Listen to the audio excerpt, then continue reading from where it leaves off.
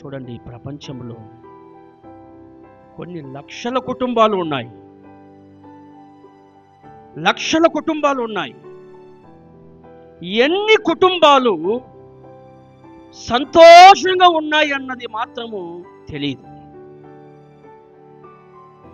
ఎన్ని కుటుంబాలు సంతోషంగా ఉన్నాయి, ఎన్ని కుటుంబాలు సంతోషంగా ఉన్నాయి.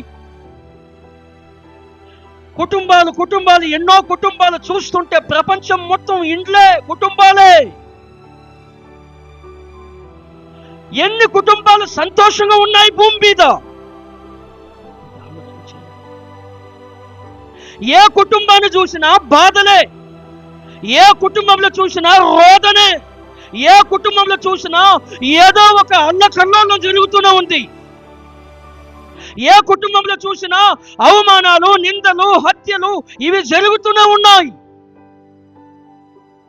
భూమి మీద ఎన్ని కుటుంబాలు సంతోషంగా ఉన్నాయంటే లెక్క తేరడం లేదు. అన్ని కుటుంబాల్లో బాధలు, అన్ని కుటుంబాల్లో రోదన.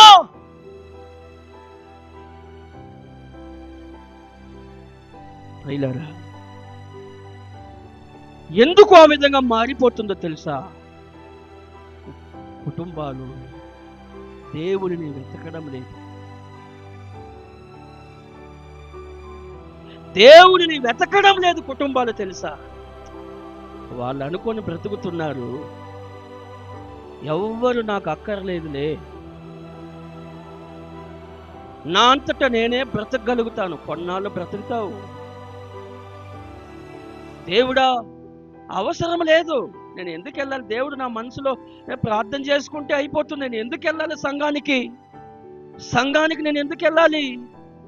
ఇంట్లో ప్రార్థన చేసుకుంటే సరిపోతుంది కదా. అలాగ అనుకొని నడుస్తాడంట. తీరా చూస్తే సమస్య వస్తుంది కుటుంబం మీదకి, వాని జీవితంలో సమస్య వస్తుంది. భార్య సమస్యగా మారుతుంది, కొన్ని ఇంట్లో భర్తే సమస్యగా మారుతాడు, కొన్ని ఇంట్లో పిల్లలే సమస్యగా మారుతారు, కొన్ని ఇంట్లో కుటుంబమే సమస్యగా మారిపోతుంది. హల్లెలూయా, హల్లెలూయా.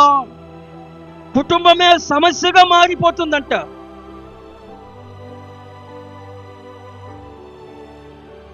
ఆ కుటుంబంలో అడిగట్టగానే ఏదో ఒక గొడవలు సృష్టిస్తారు, ఏదో ఒక సమస్యలు వస్తుంది. అప్పుడు దేవుణ్ణి వెతకడం ప్రారంభిస్తారు, అప్పుడు దేవుణ్ణి ప్రార్థించడం ప్రారంభిస్తారు, అప్పుడు దేవుని వెతకడం ప్రారంభిస్తారు. ఎందుకు ఈ సమస్యలు వస్తుందంటే దేవునిని వారు వెతకడము లేదు. కుటుంబాల్లో దేవుని వెతకాలి, కుటుంబ సమేతంగా కూర్చోవాలి, ప్రార్థన చేయాలి, పిల్లలకి మంచి దారిలో నడిపించాలి, మంచి వాక్యము నేర్పించాలి. ప్రార్థనలు నేర్పించిన తర్వాత ఆ కుటుంబము సంతోషముగా ఉంటుందంట. హల్లెలూయా, హల్లెలూయా. అందుకే సాతాను అన్నవాడు కుటుంబం మీదే కన్ను వేస్తాడంట, కుటుంబం మీదే ఎక్కువగా దృష్టి పెడతాడంట. భార్య భర్తల మధ్య చిచ్చు పెట్టిస్తాడు, ఆ అనుమానాలు సృష్టిస్తాడు. వెంటనే ఆ అనుమానము చివరికి మనిషి ప్రాణము తీసుకునేంత స్థితికి సాతాను తీసుకొని వెళ్ళిపోతాడు. నీవు సాతాను గారికి అవకాశం ఇచ్చినందువల్ల, దేవునికి అవకాశం ఇచ్చుంటే సాతాను అన్నవాడు నీ కుటుంబంలో చొరబడి ఉండడు. నీవు సాతానికి అవకాశం ఇచ్చావు, నువ్వు ఓపెన్ చేసావు డోర్ని, సాతాను వచ్చి మీ ఇంట్లో స్థిర నివాసం చేసేసాడు. అంతే, కుటుంబాలు నెమ్మది లేకుండా బ్రతుకుతూ ఉన్నారంటే